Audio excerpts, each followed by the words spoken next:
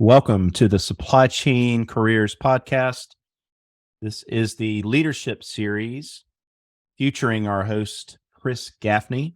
My name is Rodney Apple. I'm here alongside with Mike Ogle. Today, we're going to serve as your co-host on this episode. Just a friendly reminder, we have covered quite a bit as it relates to leading yourself. So those first 10 episodes, if you have not checked them out, they are timeless advice for improving your own productivity, work-life balance, and related topics. Today, we're getting into leading change and transformation. Wow, 13 episodes. Chris, how does this episode on leading change fit into the leadership series at this point? Mike, this one, I think, really gets to two of our four categories. This is definitely a differentiator. You are going to experience this whole reality of large-scale change and transformation as an individual contributor or as a leader. The way business is running today, almost any aspect of what's going on in society, large change is just a fact of life. Being on the front end of this curve, being able to support change and lead others through change, lead yourself through change, I think is a differentiator. It is also fundamentally a skill and capability, so it's about growth as well. Those are two of our four big buckets, and so I think this one is relevant, and I think it's really timely, given, frankly, what we see and hear from a lot of our clients and folks out there in the market today. So I think we typically start with kind of our experiences in this, and what I would say for me, we've talked about, particularly in this leadership space, when you're leading teams, there's a lot to do when you first lead that team. You've got to build credibility. You've got to build your own management systems. You've got to get effective in doing the basics of leading a team in running the business. And there's a lot to that. Then when you get one of these large changes thrown on top of you, you're like, wow, I was spending all my time running the business. Now we've got to change the business. And those who figure that out are the people, and we've seen that in some of our other podcasts, the people whose careers can really accelerate, because it is a challenging capability. And I would say, from my standpoint, I got into that comfort zone where I had roles, operating roles, and I said, I know what I'm doing. I got aligned with the team.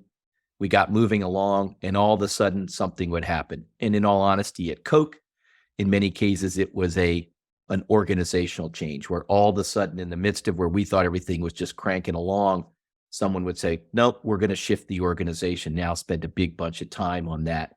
And the trick was, how do you keep the team focused while this change is going on? I think that was something I struggled with. The good news at Coke is you had lots of opportunities for that. So the first large change that I had, where I really tried to use some of the tools that we're talking about today, is when we created Coca-Cola Supply at Coca-Cola. And this was a virtual company between Coca-Cola North America and, at the time, the large bottler in the US, Coca-Cola Enterprises. And we believed there was an opportunity for much better kind of tangible collaboration between two large supply chains. And those two supply chain leadership groups says, we think we could do this in a very different way, and basically carved off 150 people and said, we're going to go create this virtual company. And I had the opportunity to lead that. It was a massive change. Half of those people had to literally change employment, including myself, went to work for a different company, which has its own set of tangible changes. Got to go home and tell your significant other we're getting our health care from somebody else. Benefits change, all of those things, retirement, 401, all that stuff changes.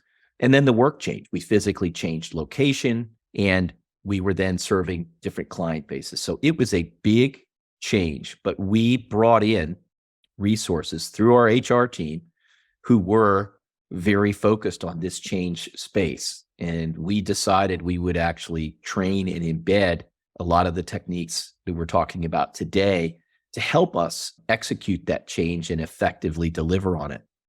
I would tell you that's probably the highest engagement in any team that I've ever had. I still have a picture of an offsite we did with that entire team sitting on my desk.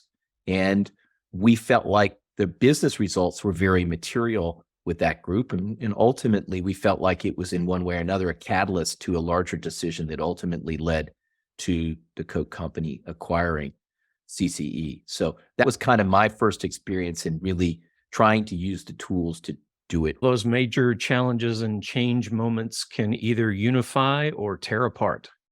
There's no question about it. And I think we'll come back later. Lots of these things don't go well. And so I think that's hopefully what we get at today for those who have these looming.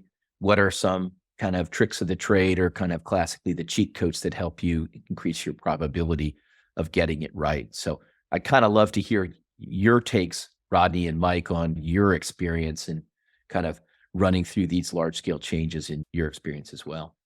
So you've got me on this team of 3 that is, currently on the university side and 17 years of association experience as well. So I'd say, first of all, I'm not going to really go deep into the university side because universities tend to move slow. It's not the place that you tend to see a whole lot of transformation and change, but you'd be surprised sometimes depending on which kind of department or which staff function somebody might be on.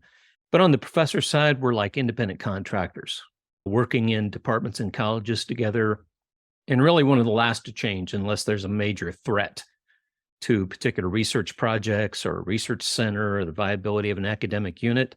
So it's only when change really gets thrust upon, but you'd be surprised at the new reporting requirements and things that end up coming in that people grouse and try to get together and figure out how they're going to make it work for their piece of the organization. I do say, however, that I think some of the experiences from my 17 years on the association and organization side will be much better. So I used to manage about 5 to 6 groups at a time that consisted of about 10 to 40 people each. And I won't call them teams because in no way were they really teams, except that they were typically competitors when they were outside of the room. And to even be in the room, these were A-type leaders. There were many shifts to working formats and programs and topics that we dealt with, and it was driven by the constantly changing dynamics of the business world. In particular, of course, and everybody knows in supply chain, logistics, material handling, there's a lot of change that ends up taking place and things that you have to adjust to. There are some people who are resistant to that. They may be coming out of a conservative viewpoint. They just like going to the same kinds of meetings, the same kinds of reports that they get all the time, but there's too much change in industry for that to happen. What this really called for was some carefully managed change of some long-standing programs, but some just wanted to stay the course. But like many things in life, I think something that I tend to repeat a lot to my own students is that when the pain of not changing exceeds the pain of changing, then change and transformation can really take place or should take place. In our situations, there were major programs, there were vendors that were changed over, tools that were used, reorganization of reporting and meetings that all ended up being pretty painful, but was very much needed. The biggest challenge was presenting the case for change, knowing the resistance path and pain points that you ended up having in those kinds of people and the organizations, the things anticipating the resistance and how it was going to be dealt with. Being able to find the champions, the people who understood the need for change and were supportive, and have them lean on the resistors, but in the right way, because there really is an art to being able to make that happen. And I'd say one of the last points I wanted to point out here is having that really good plan, a detailed plan, attention to detail in a plan for how to go through the steps of the transformation. And it's not just making the actual change itself, it's how to sell it and how to communicate it and get to the comfort and collaborative level to where everybody's ready to truly make that change. And they feel like a team that everybody's like, all right, let's all go and get after it. And then the feedback to make sure that you communicate how things really turned out and what's happening as you're on the path. So that's what really spelled success for us. Good stuff, Mike. From my angle in the recruiter executive search chair and supply chain for 20 plus years, if anything has been constant in supply chain, it's been change. And it just well adapted and well versed in this. For my own firm, SCM Talent Group, we currently working on reshaping our organizational structure right now. And you hit on this, Mike and Chris. It's important. What doesn't work is coming from the top down and just shoving it in their face. This is the new way we're doing things. I think it's critical to have that involvement. And you said selling the change. What are the impacts, the benefits, not just to the company, but to each individual? Because they have to be embracing it or it's just not going to work.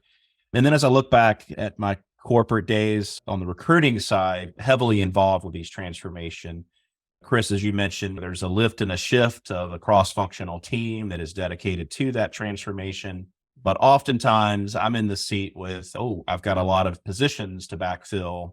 So that's where I get to work. But oftentimes it's bringing in people into these transformations, bringing in a skill set that doesn't exist. And then we've got our clients that are always going through change. Oftentimes we have the wrong leader.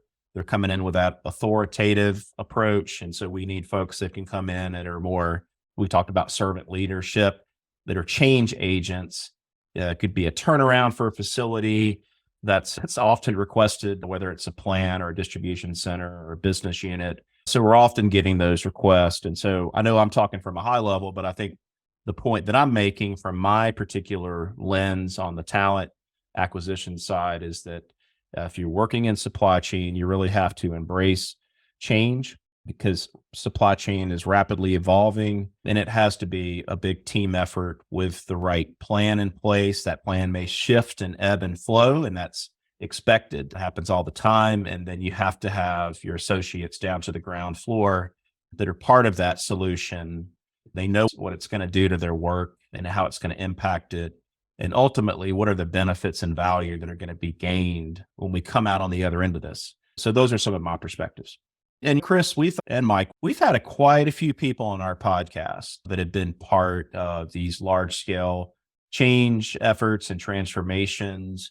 Any that you'd like to call out, Chris, that would be beneficial to our audience? I will actually focus on a number of the things that Martha Buffington mentioned in her session with us, because I think it summarizes a lot of what I think are some of the great perspectives. Martha, having been in multiple environments where these changes have occurred, she has seen them when she was an individual contributor, she's seen them when she was a junior leader, and she's led them as a senior leader. And so I think her perspective is really valuable. So first, she spoke about it from the frontline standpoint. And I think her perspective there was you could see this going on all around you. And it honestly could be pretty chaotic. And I think one of the main messages she has said was, you got to control what you control. And you can control your own performance. You can control your own development plan. I've always said to people, if you're not comfortable with change, invest in your development and performance, because those things no one can take away from you. And they serve you well either in your current environment or they equip you to compete in a different environment. In all those situations, get your job done, commit to your development plan, and to the extent that you can be self-aware, lean into the change. Most people don't like it. The stats would probably say a very high percentage of people would prefer that these changes not occur, even if they understand that they have to. It's just not in their nature. But if you as an individual can lean into that, I think that's important. Martha also talked about remembering having that empathy for when she was an individual contributor, how important it was to lead through those changes. And what really was important for her was good disciplined cadences and routines and measures and communication. So you reduce the chaos for the frontline folks. They understand. We'll be talking to you every 2 to 4 weeks to give you a status of what's going on. We'll let you know where we're on track and off track. I think even when things aren't crystal clear, just the consistency helps people be a bit more comfortable with that. And I think as Martha went through multiple cultures and saw large changes, she realized the need to be more flexible. I think she had some situations where she probably earlier on was thinking more black and white. We have to get from here to there. And I think some of her experiences taught her that you have to accept that there's more gray than you would like. And I think be more comfortable with that. And I think reading the room a bit more. And that's true both above and below. Understand that if that leadership culture is changing and your support that you thought existed for the change has migrated, you have to deal with that reality and then adjust to it. But I think the last thing she said that I think is very important is if you are a leader, always try to put yourself in the shoes of your team and say, how are they dealing with this? Because I think that keeps you high on the empathy scale and also keeps you in that active listening to say, how is this landing on other people? Is it landing as we intended? And if not, what are we going to need to do to adjust? So some really good perspectives. If you haven't listened to Martha, go back and listen to her episode. I think it might have been episode 46, if I'm not mistaken. But anyway. Yeah. And I think another one that was really good, Chris, that comes to mind is Jeff Marquis, who led that very large scale global supply chain transformation for the Coca-Cola company, someone that you and I both worked with closely. So that's another good one to go back and listen to, because that was probably something that might make case studies in business school, I would imagine, at some point. When I do my best of, I definitely am plagiarizing some of Jeff's advice to me. So we'll come back to that shortly. So, Chris, if you think about the academic side, some of the research that has been done out there, what have you seen out of the academic research that can really inform us a little bit better about how to approach change management and making transformations successful? There is a tremendous amount of science in this, and we are going to refer to it. And probably for me, the best academic book on this is a book called Heart of Change, and the author is Kotter, Kotter. And we'll talk a bit more about that research. But what a lot of that research formalizes is what you have both said as we've talked about our own experiences. And the first thing is that in order for people to engage and commit to a change, they need to understand the what, the why, and the how. And that what is understanding the change and what's expected of them. The why is give them enough information that they can understand and believe in the need for the change. That's that pain of change being worth more than or less than the pain of not changing. Be part of that change and know that someone cares about their perceptions of the change. And then they need to understand the how. They need to know what's expected of them and make sure that they are equipped, that they have the tools, knowledge, and information to play their role in the change, and then an understanding of how they can be involved in it, because people's commitment to change increases when they feel like they are involved in it. And so I think that's one framework, that what, why, and how. That's a very standard thing to assess for all the people that are involved in it. And I think we were taught also about what was called the change curve, that when you go through a change, every single person has a unique version of going through 4 stages. And that first stage is denial. The second phase is resistance, which can be active or passive. The third phase is then exploration, create some openness to it. And the fourth phase is commitment.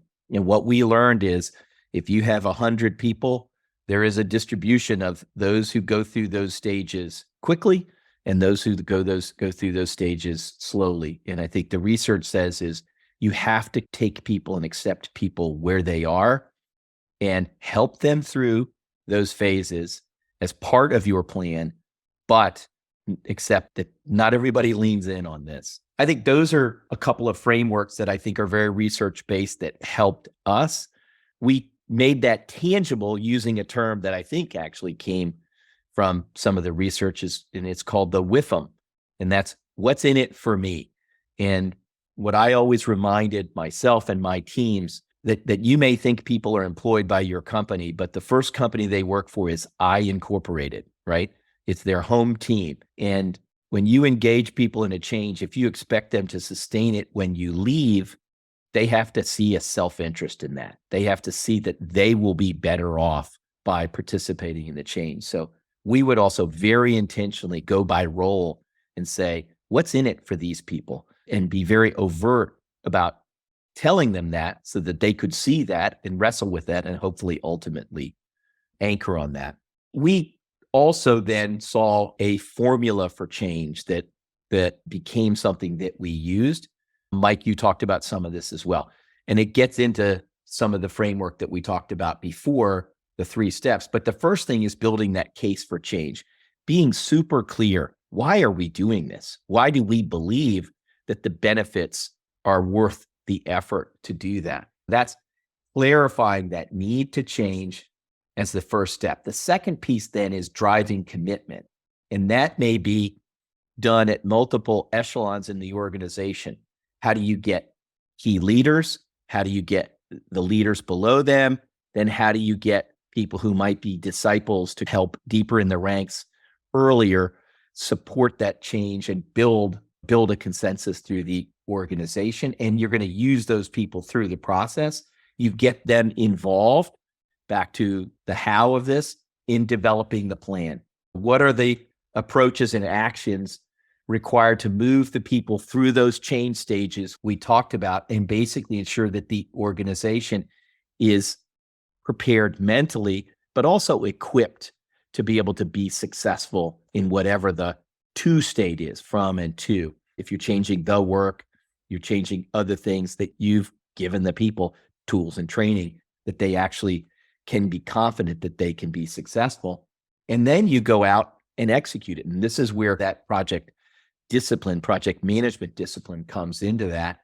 And then you've got to do that classic plan, do, check, act, the PDCA, track and monitor, adjust, understand and assess and solicit the risks that are out there, and then do the improvement and keep going. I think that formula worked well with us. And that's when we got into another framework, which we call that project management, PMO, and project support, which is a lot of classic project management discipline, and then executing through those structured routines that Martha talked about, having a project plan, understanding when you're on track and off track, and just kind of meat potatoes every week. Where are we? What did we need to get done? What didn't get done last week? How do we solve for that? What are the risks moving out in front of us? And that kind of discipline of that PMO, project management office, driving that is a key, I think, capability that we've brought into that. So that's what the science tells us. Chris, could you speak to how communication plans, the importance of them? From my vantage point, this is where I see things unravel if you don't have clear, concise, and I would say frequent communication. What's your take on that? I learned that from a boss that I had at Coca-Cola, Tom Blackstock, in one of the early big changes that we had. And Tom he's a very emotional guy, very committed guy, very intense guy, but he taught me a lot. And one of the things he said is, when we're going to go through one of these things, and this was involving a reduction in force, or headcount was going to be implicated here. So people had that anxiety, which is extremely real. And he said, here's what we commit to you. We are going to give you an update and I don't know if it was every week or every 2 weeks. He said, you will hear from us consistently every 2 weeks. Even if we don't have new information, we're going to come at you so that you can at least count on that consistency. I think that's a great lesson, okay, that people at least say, I'm not going to be in the dark, because people will fill in that gap with their own information that's usually worst case. But I think the other piece of communication that's important is two-way. And for the successful transformations that I was part of, there were repeated surveys where we went out and said, do you understand what we are trying to do? Do you understand why we are trying to do? Are you equipped? And if people came back and they threw up all over it, we would say, we have a large gap. Let's figure out what that is. In many cases, they were anonymous. We at least asked for their team. We could say, this team's in a better place. This is not. We use that for our corrective actions. I think those two things of communication, first, consistency, and the second, two-way. So you're hearing and you can adjust, and you don't live in this fantasy land of everything's wonderful when the frontline troops are not happy. You need to know that. You may not like it, but the sooner you can do something about it. Chris, we've talked about our own stories with change. We've talked about some of our guests, some of the bigger transformations we've gone through. the academic and research, what the experts say as it relates to the framework. But I think the big $64,000 question here is, according to statistics, 70% of large-scale transformations fail.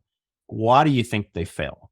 So I'm going to tell you what the research says, and then we can talk about what all of my in the wild experience and feedback from my peers says that. But Cotter, when he did this work, and this work has been out there for a long time, but it stood the test of time, came up with a clear list of why transformations fail. And I can think of some of the work I'm doing right now that's treading water because some of these things are a reality.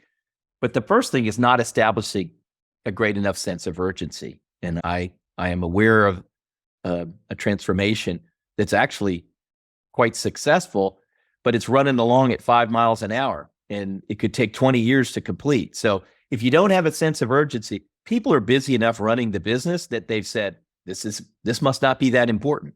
So if they want to run this at 5 miles an hour, I'll handle that. And I think that's important. You don't gain enough altitude or speed.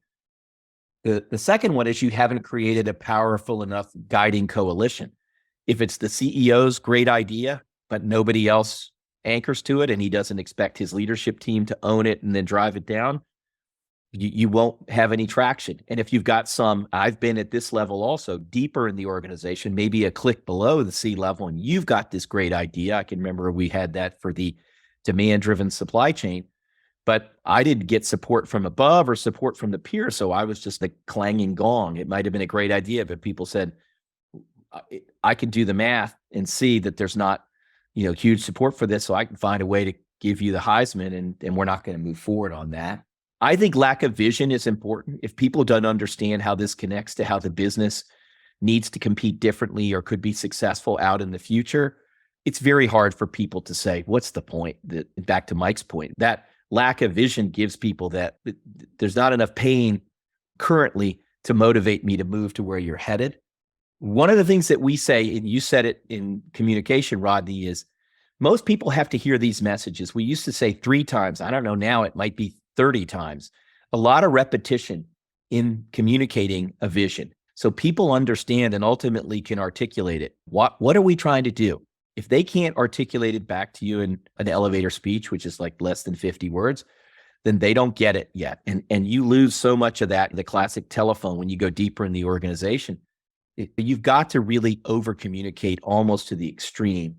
I think that's a big deal.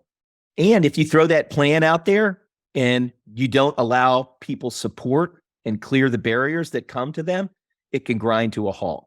I have a mentee right now who is in the front line, driving a large scale change, has obstacles, has tools that don't work as advertised, and is not getting the right air cover. And the lines of battle won't advance if you don't have that air cover. So you can get stuck.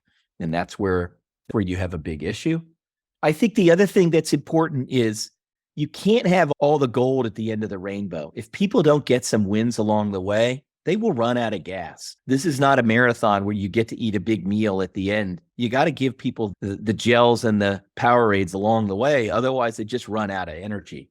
So I think that's a real problem. I think a lot of senior leaders also like to move on. So they want to declare victory as fast as possible. And the frontline troops are like, we're in the first quarter and you've out there declaring we've won the game. You don't know what's going on. And as soon as you declare victory, you want to move the resources elsewhere. So I think that's a big issue. And then I think another project we're working on right now is if the changes aren't anchored in the corporation's culture, people will see that and they know that, and they'll call a foul on that. So I think that's what the science says on this for sure. Chris, when you mentioned Cotter asking the 3 major questions, it reminded me of the storytelling or journalism side of things where you're trying to use the complete 5 W's and 1 H, the who, what, when, where, how, and why, and being able to answer each of those things. So it made me think of something I've heard suggested before, that if you concentrate on trying to envision where you're headed, one of the ways that you can do that is to almost write yourself a 1-pager that was the project is done and here's how it was successful and how everybody reacted. It almost puts that here's how it ended up. You were telling the great story at the end of how it was successful. And then you have to do the same thing. That's just as important. Why did this fail? Why did we write this one-page tragedy of how this project, this transformation did not work out? If you look at those two things and get a little better picture overall, it may be helpful as one of the things that you look at in trying to pursue a major change or transformation. I think some people do that in their vision so that the people can see the tangible benefits, right? If you're trying to change your market position or whatever, they'll go through these exercises and say, what would it look and feel if we were now the market leader? And I think making that real, Mike, is what I think that really does for people. And so that people get the vision. So I think that's how I react to that. And I think the other thing is understanding those sources of failure before you go down the path allows you to do a bit of error proofing. And the Lean Six Sigma guys call that a failure mode effects and analysis. But if you can say what could go wrong, how do we plan for that? Or how do we try to design it out? And at least in our repetitive cadences, constantly be checking for where we might have obstacles, planned or unplanned, and clear those out as fast as possible so we can keep moving.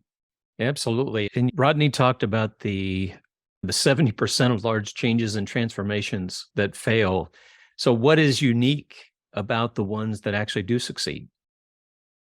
Yep. And I'm probably going to dig in here and tell you the real world experience, because I do know some people, we've referenced some of their names, who have just gotten to be black belts at this. They don't shy away from it. They're, some cases, seek this work out. So I will tell you some of the varied things that I've heard on top of what we've already talked about.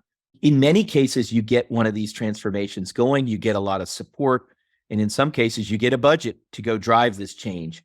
One of the things to be super cautious about is a lot of people will come out of the blocks real slow, and they'll burn a lot of the money early. And then they get out onto the road of the transformation, and all of a sudden the budget tightens up, and you really hurt yourself and run the risk of not being able to get it done. Being really careful about burning your budget early is important. And I know some people who intentionally now work on kind of a pay-as-they-go strategy, is get those wins with tangible economic value and fund the project as you go. Then you really protect yourself from the finance guys coming back and saying, gosh, this is taking so long and costing so much. So I think that's important. We talked about getting the coalition of the willing, but we use a term that is clearly, I would say, is a term of endearment, but we went and looked for the people that we would call the snake killers. These were people who were extremely experienced, very poised, very confident. They could lead through these changes. They could come in and support teams. They would give other people a lot of confidence working side by side. It's like the special forces folks amongst the regular troops. Those people are really valuable if you can find them and support them. And in many cases, they've been there and done that. If you have a change that involves, in particular, technology, and you're having to go through multiple sites, you've got to get each site stable before you move on. Otherwise, you're leaving a train of wreckage behind you and people who still need help. I think that's important. In many cases, you're going to use partners, and because you've got to augment your capacity or capability. And I think being really rigorous about who you pick is a huge differentiator. And it can't be the people who market the best. It can't be people who have the right political relationships. It's really got to be people who've done this before, can demonstrate that, can reference that. So you're confident that they are really going to be a resource to help your team in this time. So I think those are some things that to me have proven really valuable. I would also say in the case where you're going at multiple sites, a strategy that's worked really well has been what I call a pull forward approach. That if you have sites in your future, you bring resources from those sites to an existing implementation so they can see tangible value. They can provide some of that excess capacity, and they can then be much more equipped with what a site is really going to be experienced when the implementation comes to their site.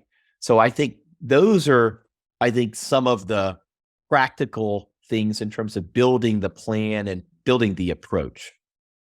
Chris, phenomenal advice and perspectives.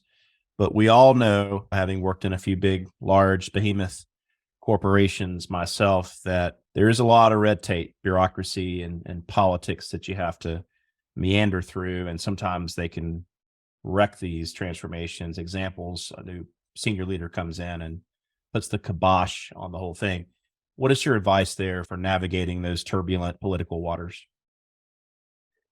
If you are a leader and you're self-aware, one of the things that you want to do is create the culture where you want to hear about things that are off track. And we used to say, I want to welcome the yellows and the reds. If you walk into an update and everything's green, you should be concerned. Your concern should be that your team is not comfortable letting you when things are off track. So you've got to find a way to role model that when the reds and the yellows come up, you say, we need to bring the resources to solve that problem, as opposed to saying, why did this happen and who am I going to headhunt to address that? So that's the self-aware leader. I think many large changes come from the center, a corporate center, and then they are executed out in the field. And I think there's a real risk in that case, because in many cases, the folks in the center are distant from the pain. And I think you've got to do a couple things there. In some cases, make sure the center-led people have to go out and see the front lines and feel the pain of the people that are out there. And I think if you're a leader, you have to be comfortable with your field leaders calling the ball on this and saying, this isn't where it needs to be, because people pay a price in these. Somebody at the top has staked their own reputation on this large change, and in many cases has made a lot of promises. If the folks at the top are trying to manage up on this, that is a real risk. I think if you're running one of these projects, you got to make sure that you understand that risk is out there. If you're in the middle of these projects, in many cases, it's going to require you to take a stand and sometimes take a risk if something is not where it needs to be and the environment is not such where people want to hear that. Ideally, the top folks can hear that feedback from the front line. But you need to understand that in all cases, everybody, particularly these large transformations, they are pivotal to people's careers. If they're successful, people accelerate from these. If they're not, they do damage people. And so everyone in here, from the front line to the top, has that with them. And so I think being aware that's a reality and making sure that those personal motivations don't compromise judgment and decisions in how the plan is executed, and if it's off track, how resources are brought to address those issues. I think that's a very real point of caution. And I think I'll repeat it back to that two-way communication. You've got to have ways for people to vent and let what's really going on, because I think that's probably the biggest pain, is that the folks in the corporate headquarters think everything is fine, and the folks at the front line say, why did we go through this? This is not what was advertised. Back to what Mike said, they're now saying this pain was not worth it. Okay. We're stuck in the middle. We can't get to this perceived place where things were going to be better. And if you're not hearing that and that is not addressed, then you're running a risk then you're back into this high risk of failure, because those people at the front line will not deliver different business results. And you're then going to have those very real engagement issues. And you run the risk of people saying, I'm out. So I think those are some pretty hard lessons that I've heard from a lot of the folks that I've talked to. And one of the things that I had to be taught early on in dealing with all these A-type people around a room was that some of them will look to particular individuals who have been leaders, who have been outspoken in the past. And if they don't speak up, either positive or negative, somehow, they're headed off to the bar after the meeting, and there's a little group of 4 or 5 that are going to either become naysayers or supporters in a hurry. And good luck dealing with that after the meeting. It can be difficult. So being able to get their input is good, but I think one of the other cautions is just being able to understand that maybe you've talked with those people in advance and you understand what that story is going to be. You know what the reaction is going to be, their impact on the rest of the people around the room, and you don't want them to be too much of an impact early on so that others are afraid to speak up. So there's so many different dynamics that you have to be careful of in making sure you can read the room. Excellent points, Mike and Chris. That was solid. I think this is a very hot topic. It has been for quite some time, but I would argue in the last few years through the pandemic and coming out of the pandemic and this nonstop bullwhip effect, evolutions of technology, labor challenges. I could go on, but managing through change and these transformations is a big deal. And I hope our audience has gained a lot of great insights and advice that can help them with their own change and transformation. Chris, where are we headed to next for the next episode? Continuing in this topic of leading others, we would like to get into a very topical discussion, and that is leading in the hybrid world. The reality is the pendulum is swinging back for lots of people, but I think the reality is some form of hybrid is going to continue. We're going to talk about where are we and where are we headed and how to lead thoughtfully and effectively in kind of this remote and hybrid working world. So we hope this one is very pertinent for all of our audience. And look for that one coming up next. Wonderful. Thanks again, Chris, and thanks, audience. We appreciate you listening. If you find this content interesting or useful, we encourage you to head over to scmtalent.com. Under the Resources and Insights tab, you're going to find all sorts of content we've been developing for over a decade that relates to supply chain careers, professional development, and we even dive into supply chain insights and analysis. This leadership series is really getting a lot of traction from folks that are at that senior executive or C-suite level, but it's also resonating with folks that are striving to get to that level. We encourage folks that are serious about leadership and taking their career to new heights to check out our content. And if you like what you've heard today on this episode, please subscribe, give us a rating, share it with anyone in your network that you think could benefit from it. Thanks again for listening. We'll see you on the next episode.